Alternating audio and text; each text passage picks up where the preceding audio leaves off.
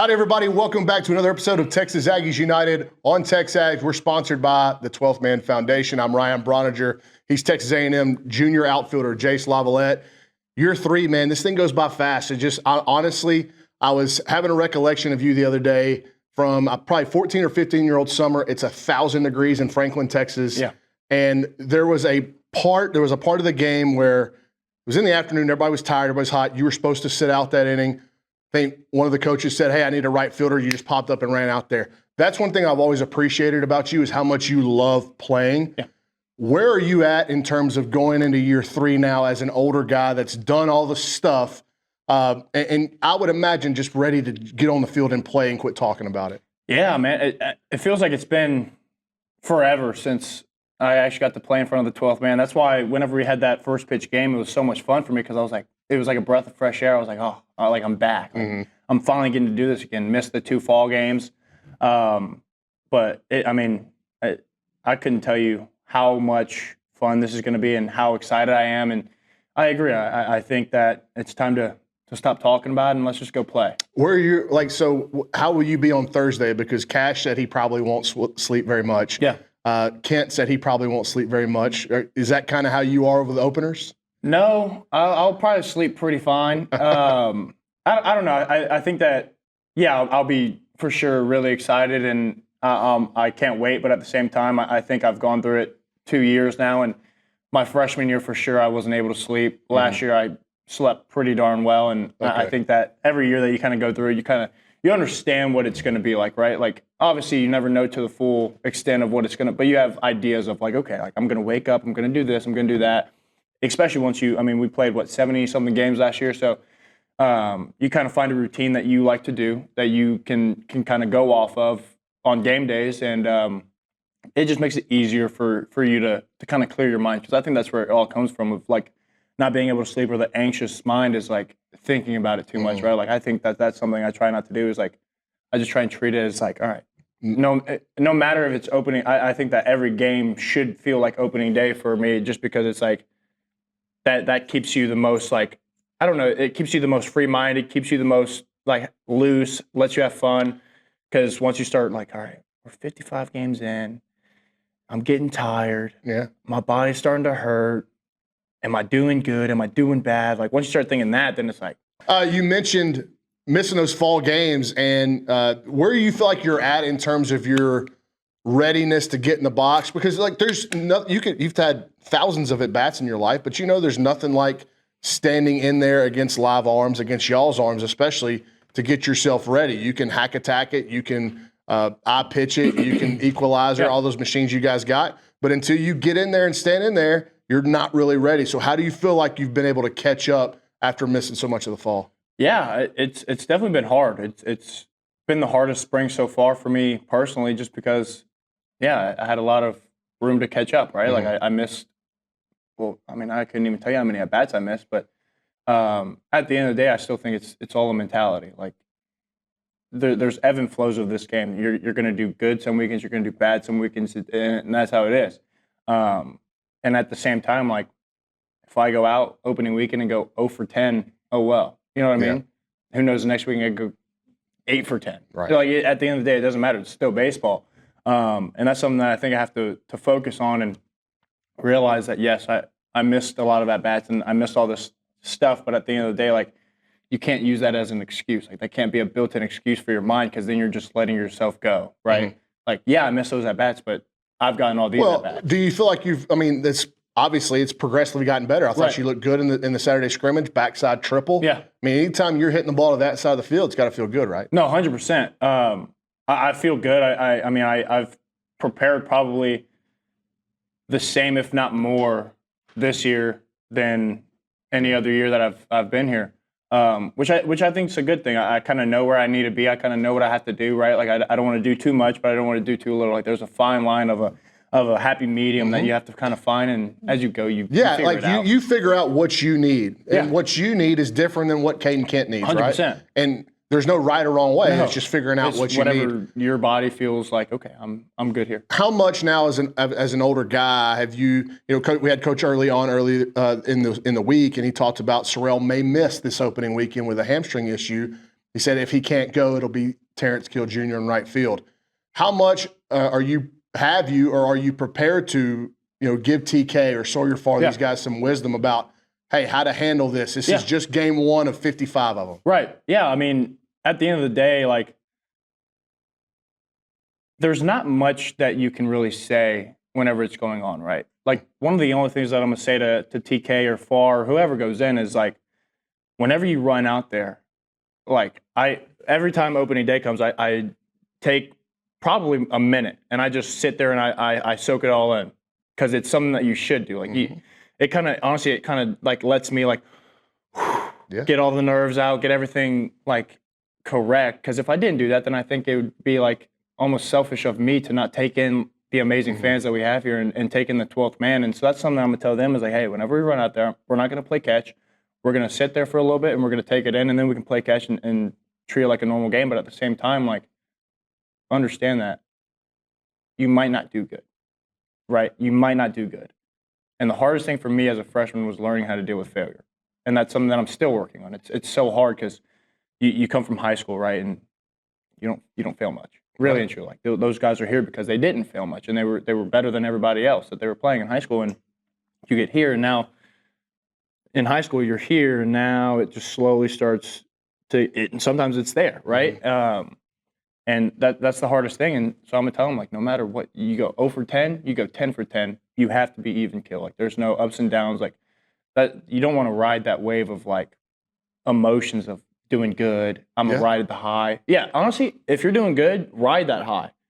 Ride it as long as you can. You got to appreciate it because it can go like that, and then you're here, but you can't ride those lows. Like, that's one thing about baseball that's different. Like, you want to ride that high. You want to feel great. You want to go into the box like, yeah, you're not getting me out.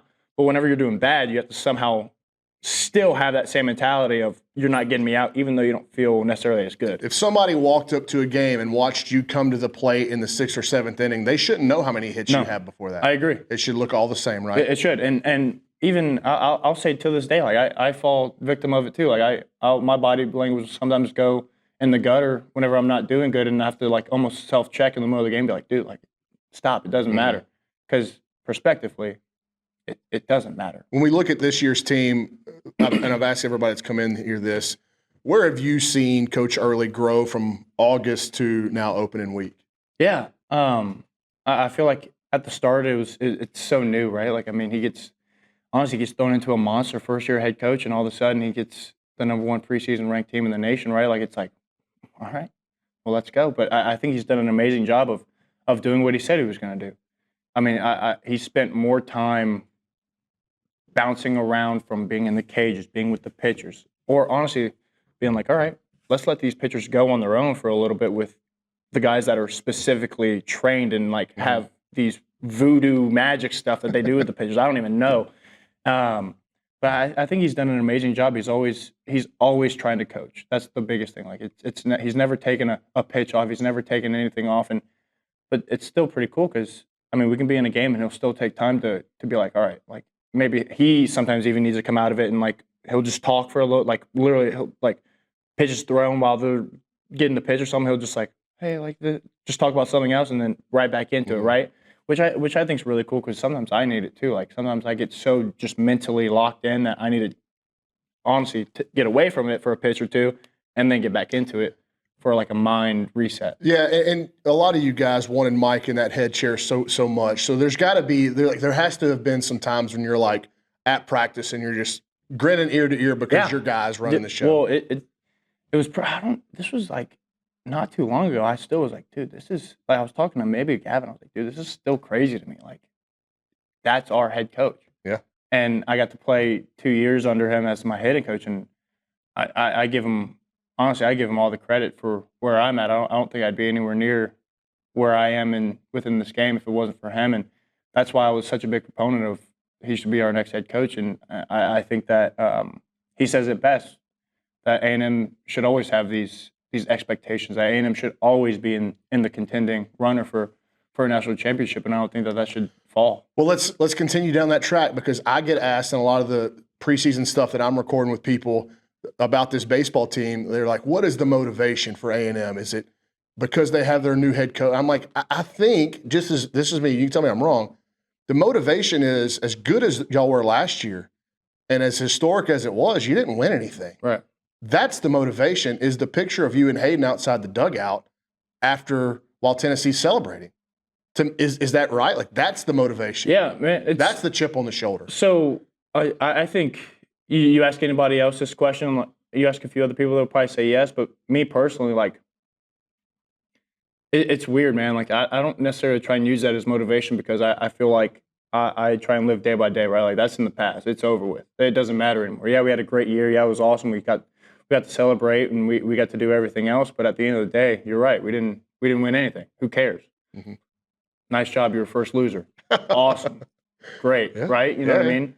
But that's how I've always kind of thought. And there's no necessarily external motivation for why I want to go win a national championship. There's a lot of internal things of like, yeah, I want to go do this mainly for me and the other 50 or 30, 40, whatever guys that are doing this thing together that are all brothers now, that we want to go do this for us and this university.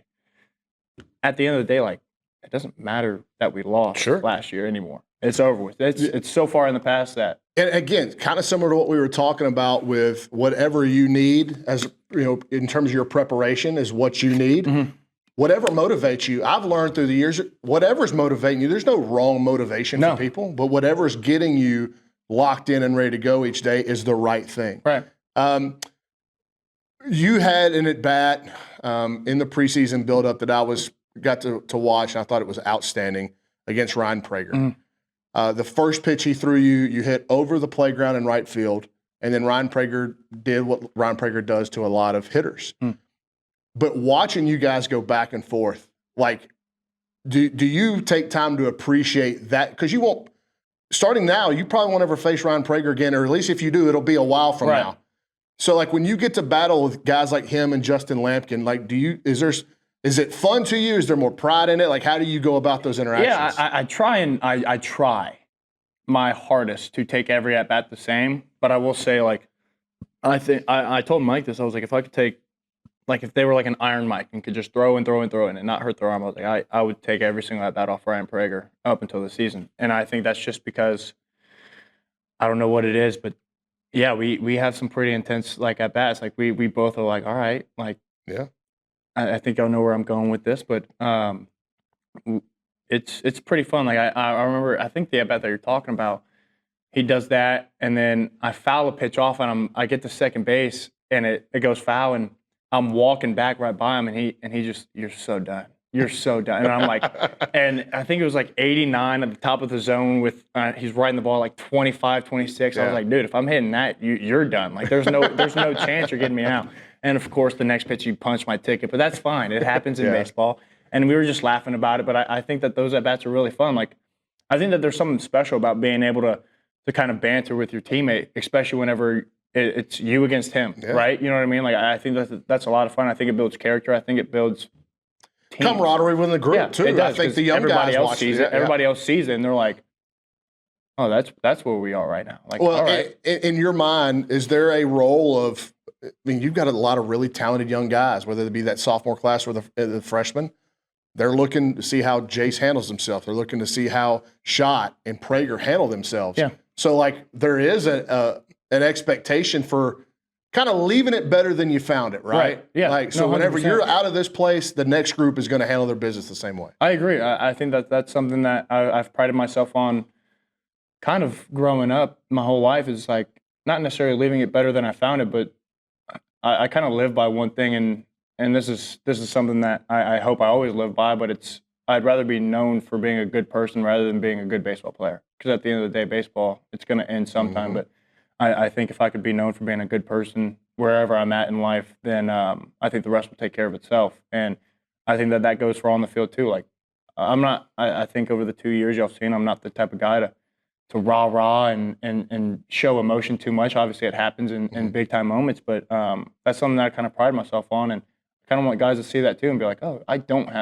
you don't have to be like that. And you can still have fun and succeed And so that's something I try and pride myself on. One of the things that I think you've been so perceptive on your first 2 years here is just getting a feel for the clubhouse and the dugout and the camaraderie amongst the group. You were really early with last year's team and saying, hey, this is going to be completely different than the 2023 team. Yeah. You're watching now as you go into 2025 position battles at first base and at catcher most notably, right? And it seems like how your teammates have described it to me is that those are healthy competition. Like Bergevin and Bendrup are pulling for each other. Gallo and Bear and Yamal are pulling for each other. Do you think that is a good glimpse into the current culture and camaraderie of this team? I do. I think that there's something special about being happy for somebody else whenever they get the opportunity and you don't, right? Mm-hmm. And I think that there's something special within a team of if you're not getting that opportunity, but the other guy's succeeding, and you're still happy for that guy. I think that there's something super, super special about that, and I think that that's what we have. And I said this last year, and I'll say it again this year. Like, if there's ever a time where Mike's like, you know what? Let's get him out. Let's go throw somebody else in there. I will try. Like, I'm going to live up to what I'm talking about, and like I will be like, all right, let's go. Like, let's see. If I'm not helping the team win, and you are, please, by all means, because literally all I just want to win. I don't want to lose. We talked about it. I don't want to lose that last game again. I want to be the last one standing. And if somebody else is going to help us do that, by all means, let's go do it. That's a good way to stamp the end of this interview. Really good, dude. Aggies and Elon open the season on Friday night at Bluebell Park. We hope to see you there. Thanks for tuning in to Texas Aggies United.